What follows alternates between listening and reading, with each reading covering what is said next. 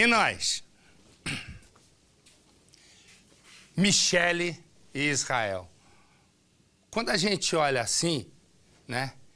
Você olha a moça linda, ele tem um nariz grande, que não é o caso, no meu caso, que tem nariz pequeno, né? E você imagina 10 anos de um casamento? 10 anos de um casamento e já estão separados há 2. E nesse casamento tem filho, tudo parece estar indo bem. E aí ele começa a persegui-la porque ele dizia: olha, eu não aceito o fim do nosso casamento, nós temos 2 filhos pequenos, mas ele aceitou. E no que ele aceitou, ele impôs uma condição, que não é nem pôr uma condição, porque é uma coisa lógica, não é? Ele disse: a única coisa que eu quero é visitar os meus filhos, ter o direito de passar fins de semana com as crianças. E a Michele, evidentemente, disse: ué, não tem problema nenhum. Muito bem. Naquele dia, ele ligou e Michele tinha um hábito. O hábito de Michele era um hábito familiar lindo. Ela sempre ia tomar café com os pais, com a irmã. E aí, naquele dia, nada dela aí. A irmã chegou a ligar, disse: Michele, e aí? O que houve que está demorando? Ela disse: sim, o Israel ainda não pegou as crianças. Dali a pouco, ele pega as crianças, leva as crianças para a casa dos pais dele. E deveria ser muito perto, porque ele volta. E no que ele volta, ele vai e diz: não, te dou uma carona ou algo.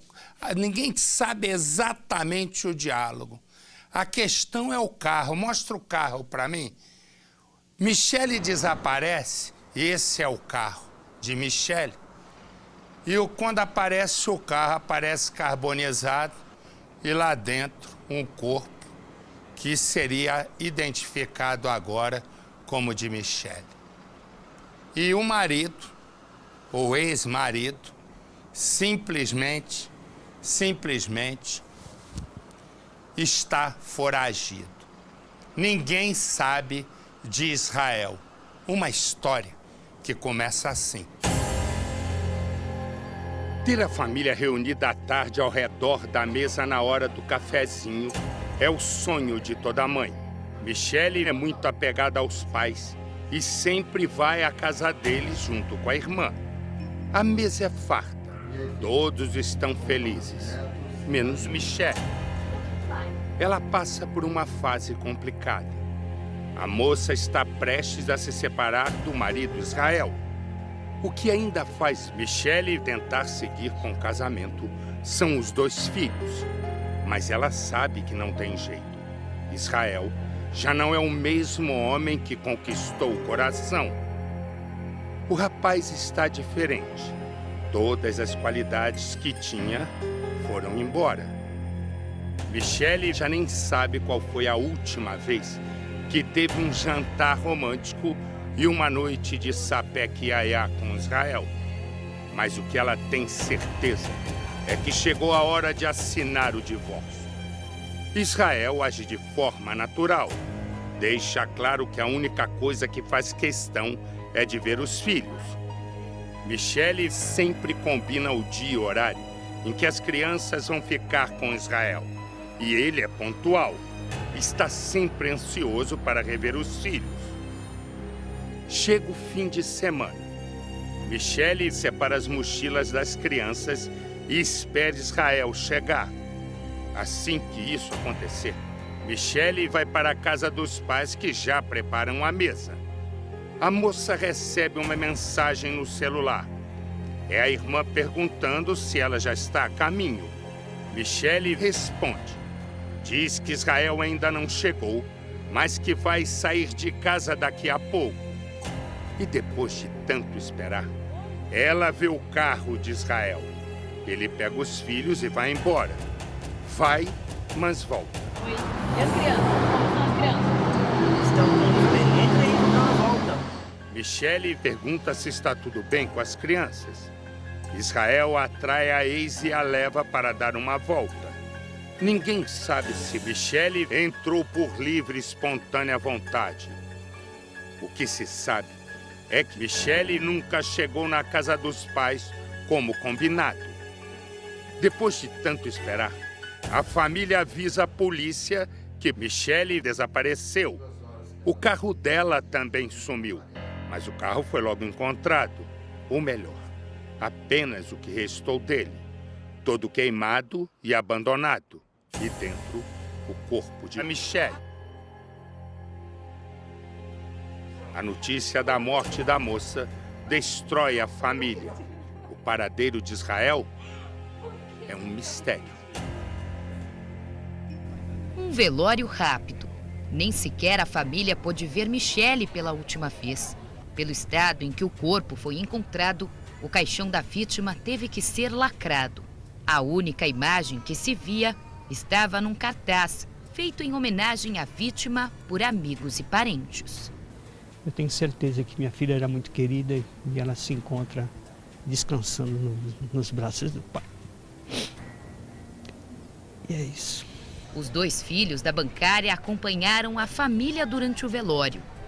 O avô tenta acalmar as crianças, que mesmo tão pequenas, já sabem o que aconteceu. Eles já presenciavam brigas e irritações, então e nós não escondemos de nada. E é isso, eu acredito que eles já sabem de tudo aquilo que se passou. Vestindo camisetas com a foto de Michele, várias pessoas participaram da cerimônia, do último adeus. A mãe de Michele teve que ficar sentada. Estava muito debilitada e a todo momento recebia abraços de consolo. Eu só peço que esse indivíduo que fez isso, que deixou essa cicatriz que não vai se fechar nunca, não só na minha vida, mas também na vida dele e até mesmo por ser o pai, aí fica muito difícil. Michele só pôde ser identificada através de um exame feito na arcada dentária. Os legistas também constataram que antes de ser carbonizada, Michele levou um tiro nas costas e morreu de hemorragia. A polícia já sabe quem é o assassino: Israel, o ex-marido. Ele segue foragido e a família sofre cada dia mais. Eu não tenho nem mais palavras o que dizer. Simplesmente quem viu ou quem sabe por aí que nos ajude, nos informe aonde se encontra, onde está e que seja capturado o antes possível. A polícia, desde o dia do crime, não teve dúvidas da autoria e o delegado pediu a prisão de Israel. E foi através de uma multa no carro dele que o delegado descobriu que Israel passou pela cidade de Barra do Turvo, sentido Curitiba, no Paraná. Através da multa que ele tomou, a polícia chegou à seguinte conclusão: de que Israel planejou o crime passo a passo. Isso porque o carro de Michele foi visto pela última vez às 2h10 da tarde, até o horário em que ele foi multado a um intervalo de 6 horas. Considerando que o trajeto aqui de Guarulhos até o local da multa duraria pouco mais de 5 horas, a polícia chegou à conclusão de que ele planejou o crime e a fuga dias antes. A polícia também não tem dúvidas de que Israel vem recebendo ajuda financeira de pessoas próximas para conseguir se manter. O criminoso fugiu no próprio carro. Israel e Michele tiveram juntos 2 filhos. O casal estava separado há 2 anos. Israel nunca aceitou a separação. Esta foi a última mensagem que Michele mandou antes de desaparecer. Ela conversava com a irmã mais nova. Eu vou lá que o Israel chegou para pegar os meninos. Eu vou lá. Aí depois eu vou na mãe. Vai lá mais tarde, a gente se fala, tá bom? Beijo, tchau. No dia do desaparecimento, Michele estava em casa com os 2 filhos. Israel tinha combinado de buscar as crianças por volta do meio-dia. Assim que ele pegou os meninos, foi direto para a casa dos pais de Michele. Isso porque um dos filhos queria buscar um videogame. O pai dela o atendeu e percebeu que Israel estava estranho. E ele estava um pouco agitado. E ele não quis entrar na minha casa. Não, estou com pressa. E E ele pediu para até que eu apressasse o menino, que subiu à minha casa, pegou o videogame, colocou nas costas. E eu falei assim, ó, desce lá que seu pai tá com pressa. Ele desceu, entrou no carro e já saiu rapidamente. Depois, Israel foi para a casa dos pais, onde deixou os filhos e disse que iria para casa trocar de roupa, mas não voltou mais. Ao mesmo tempo, a família de Michele achou estranho, porque ela havia combinado de almoçar na casa dos pais e não apareceu. Eles até pensaram que ela estava cansada porque tinha feito faxina pela manhã. Mas a preocupação aumentou quando os pais de Israel foram até a casa dos pais de Michele e disseram que não tinham notícias nem dela e nem de Israel. Mas foi na manhã seguinte que a família recebeu a notícia. Policiais militares encontraram o carro de Michele nesta estrada, num bairro vizinho onde ela morava com os filhos. Dentro do carro, um corpo carbonizado. Pelo estado em que foi encontrado, não foi possível identificar, mas pelas placas, a família confirmou que era o carro da bancária. A polícia acredita que o Jael tenha praticado esse crime por motivos passionais e esteja escondido em algum lugar até agora. O casal ficou junto por 10 anos. Neste tempo, segundo a família, Michele sofreu com os ataques de ciúmes do ex-marido. Há 2 anos, ela decidiu se separar. Estava trabalhando num banco da Zona Sul de São Paulo e estava feliz tanto na vida pessoal quanto no trabalho. Uma felicidade que incomodava o ex-marido. Eu não tenho nem mais palavras o que dizer. Simplesmente quem viu ou quem sabe por aí que nos ajude, nos informe onde se encontra, onde está e que seja capturado o antes possível.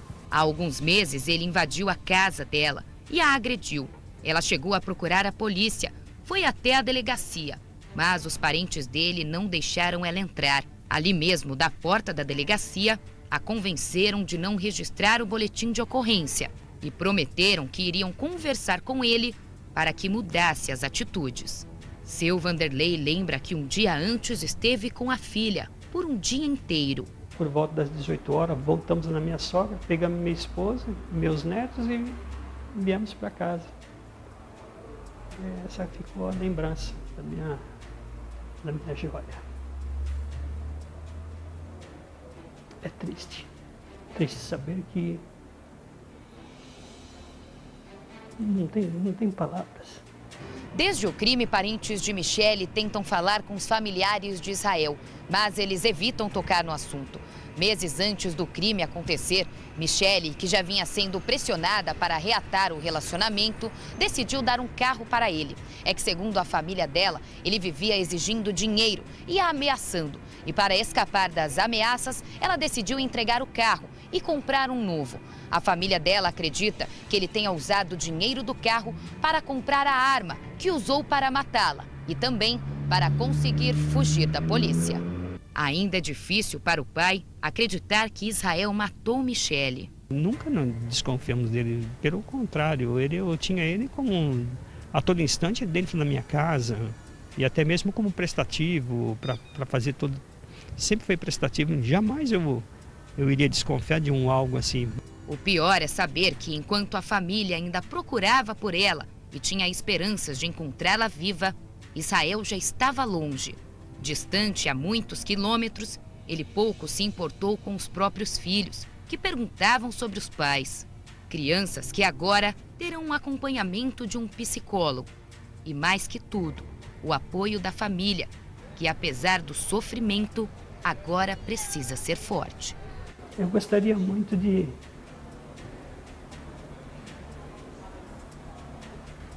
tê-la de volta, mas eu sei que não vai ser possível. Mas a dor é forte e eu tenho que ser mais forte porque agora ficou os filhos e os filhos vai depender de mim também.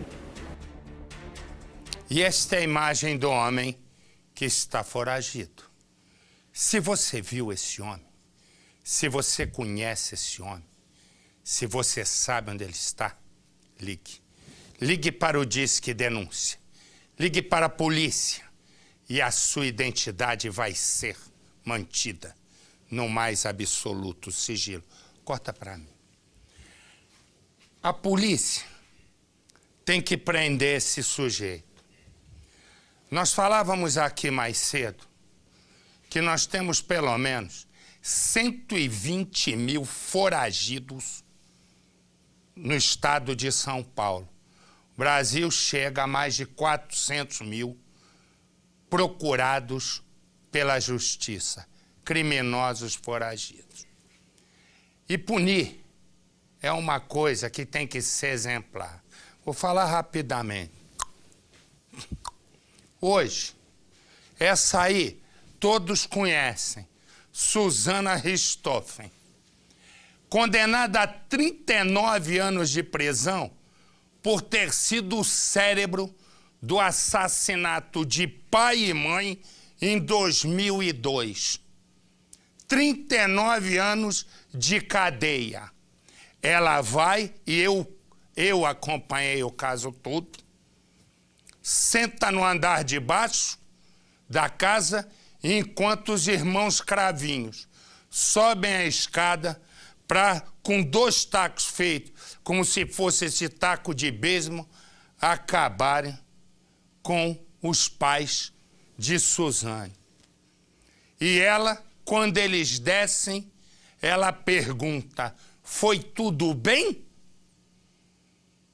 Como se dissesse, deu tudo certo?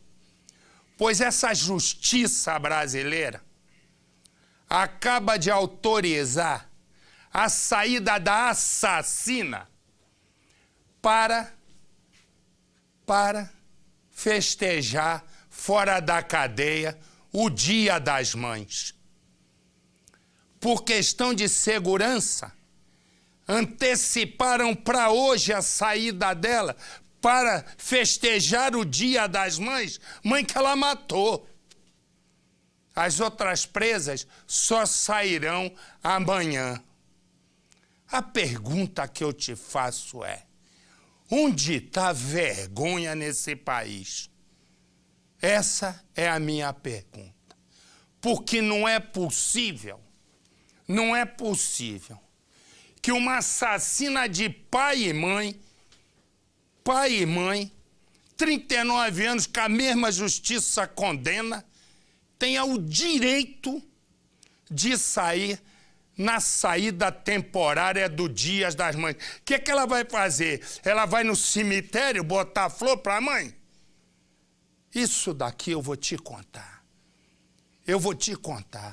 Se o país não se reformular de ponta a ponta, eu não sei onde vai parar.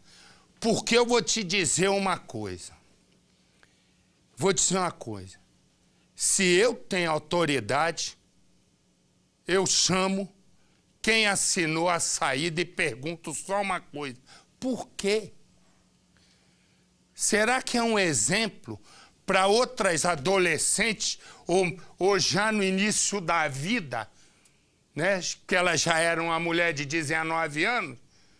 Resumo, isso é um exemplo para os adolescentes, para as crianças, para os jovens. Pegar uma assassina de pai e mãe, e no dia da saída temporária do Dia das Mães, a justiça concedeu o privilégio a ela de sair da cadeia. Me perdoa, é de dar vergonha. De causar revolta. Eu duvido que um chefe de família, uma chefe de família, eu e você, que estamos juntos todos os dias, aceitemos uma coisa dessa. É necessário que alguém da justiça desse país tome uma providência. Quem autorizou tem que ser chamado para explicar. Como é que vai dar para uma assassina de mãe e pai a saída do dia temporária do Dia das Mães? É uma vergonha para o processo penal que a condenou, é uma vergonha para o júri, é uma vergonha para os promotores que trabalharam para colocá-la na cadeia, é uma vergonha para o irmão que está vivo, é uma vergonha para os pais, a memória dos pais, e é uma vergonha para mim e para você, que pagamos essa bagunça toda com o suor do nosso trabalho, né, pagando imposto para que a justiça autorize uma barbaridade dessa. Me perdoa. Mesmo que a lei permita, há uma diferença entre o que é legal e o que é legítimo. E o legítimo tem que se sobrepor. Por mais que possa haver uma legalidade, há uma coisa exemplar. Exemplar para todas as famílias. Deixar ela sair para ir passear no período... Saiu hoje, antecipadamente. Saiu hoje, quarta-feira, sabe quando volta? Terça. Terça que vem, quarta, quinta, sexta, sábado, domingo, segunda, terça. No 7º dia, ela volta. Deveriam ter deixado ela para sair na missa de 7º dia. Porque 7º dia a missa é nossa. Porque nós ficamos mortos diante de uma questão que é realmente inexplicável. Inexplicável. Estou errado, Faraó? Não, isso aí é um deboche, e nenhum deboche pode ser considerado legítimo, Marcelo. Perfeito. Mas vamos lá, me dá a imagem do PM. Olha aqui, foi encontrada a caminhonete do PM. Ele estava desaparecido desde a segunda-feira, continua. A caminhonete dele foi encontrada queimada. Onde está o PM? Põe no Cidade. Sem notícias nem pistas. Desde o desaparecimento do marido, Daniele conta com a ajuda de outros policiais militares. O momento é de angústia. Tô sem chão, porque é horrível você ter uma pessoa que você ama e não saber nem onde ela está, o que está acontecendo, o que está se passando, com quem ela está, como ela está se sentindo. É horrível, é a pior sensação do mundo. O cabo Maurício José de Oliveira tem 47 anos, destes 19 na PM. É considerado um ótimo policial. O Maurício ele é um policial, ele é extremamente metódico, faz tudo certinho, nunca se atrasou, nunca faltou serviço, nunca nos deu problema nenhum. É um bom policial. Então, pra gente estranhou quando ele já não apareceu para o serviço no horário, né? Funcionário do setor administrativo de um batalhão em Embu das Artes, na Grande São Paulo, Maurício trabalhou normalmente na última segunda-feira. No final do dia, voltou para casa na mesma cidade. Encontrou Daniele, tirou a farda. Como tinha um encontro com um amigo, Maurício pegou o carro e saiu. De casa, o policial rodou apenas 2 quilômetros. Veio até perto desta delegacia de carro. Encontrou o amigo, conversou com ele, estava calmo e sem pressa. Saiu daqui meia hora depois, mas não voltou para casa. Daniele acredita que o marido foi ou tentou ir para outro endereço e sumiu. Depois que ele conversou, ele não falou mais nada. Esse amigo achou até que ele teria voltado para casa, só que ele não voltou. Celular na caixa postal, nenhum contato do marido.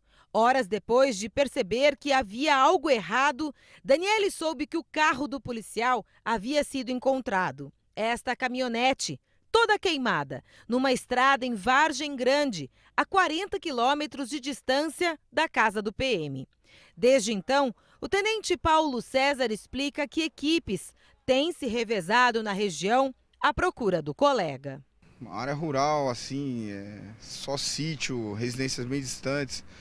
No local onde o carro estava é uma mata bem fechada mesmo. É um local bem difícil. Para fazer buscas lá é complicado. Maurício usava calça jeans e moletom cinza na noite do desaparecimento. Estava com os documentos, celular e a arma da Polícia Militar. A família já esteve em hospitais e ML. Daniele ligou para todos os amigos. E nada. Porque se alguém tivesse visto ele passando em algum lugar, a gente saberia pelo menos qual bairro procurar, onde procurar, mas ninguém. Até agora a gente não conseguiu informação de nada. A situação é muito complicada, ainda mais quando é bem próximo da gente, né? Infelizmente tem se tornado um pouco comum isso, né? Na Polícia Militar.